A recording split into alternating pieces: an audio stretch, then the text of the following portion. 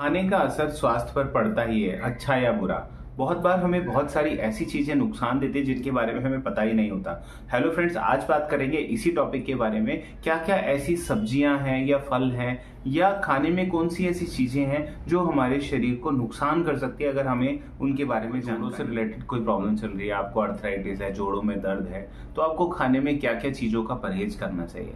अगर हम आम भाषा में बात करते हैं तो बादी वाली चीजें, क्योंकि ये वात रोग आते हैं, तो हमें अवॉइड करनी चाहिए। जब भी हमारे क्लिनिक पे कोई पेशेंट आता है और हम उससे पूछते हैं आपने क्या खाया, और जब उसकी पूरी जानकारी हमें मिलती है तो हम कुछ खाना उसको सजेस्ट करते हैं कि उसको छोड़ देना चाहिए अगर वो ऐसी परेशानियों से मतलब सफर कर रहा है। तो जिसमें जब पेन रिलेटेड कोई कंडीशन चल रही है, मान लीजिए आपकी घुटने में दर्द चल रहा है, अर्थराइटिस है या जोड़ों में सूजन और ऐसी कोई बीमारियां हैं, तो आपको सबसे पहले खाने में 4 सब्जी बंद कर देनी चाहिए, जिसमें अरबी, गोभी, भिंडी और बैंगन है।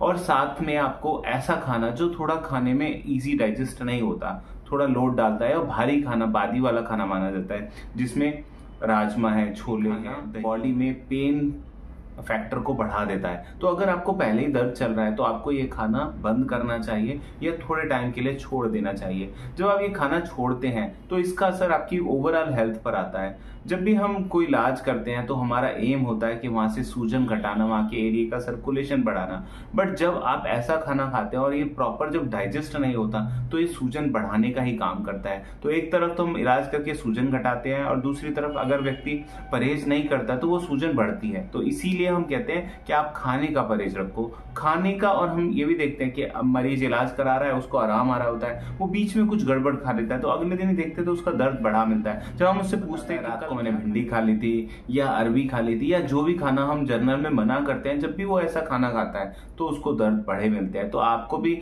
अगर आप भले किसी भी पैथी से इलाज करा रहे हैं और आपको दर्द रिलेटेड प्रॉब्लम चल रही है और आप ये भी समझ नहीं पा रहे कि ठीक क्यों नहीं हो रही, तो आपको एक बार अपना खाने पर भी थोड़ा ध्यान देना चाहिए कि मैं क्या खाना खा रहा हूँ, कब खा रहा हूँ और कैसे खा रहा हूँ। इसका बहुत ज्यादा इम्पैक्ट होता है हमारे हेल्थ पर। दवाई का असर जैसे आता है ऐसा ही असर खान पीन का भी आता है। तो आपको ये ध्यान रखना चाहिए कि आपका फूड ही असल में मेडिसिन होता है। फूड ही हमारे बॉडी को रेगुलेट करता है। जब फूड में थोड़ी प्रॉब्लम आने लगती है तो इसका कॉम्प्लिकेशन हमें हमारे पूरे शरीर पर मिलने लगता है। बहुत बार बॉडी में न्यूट्रिशन की कमी हो जाती है। सब कुछ खाते हुए भी हमें खाना लगता नहीं। ये सारी परेशानियों का अगर जड़ में कारण निकालते हैं तो हमारा खान पीन होता है और उसकी से जुड़ी आदतें होती है।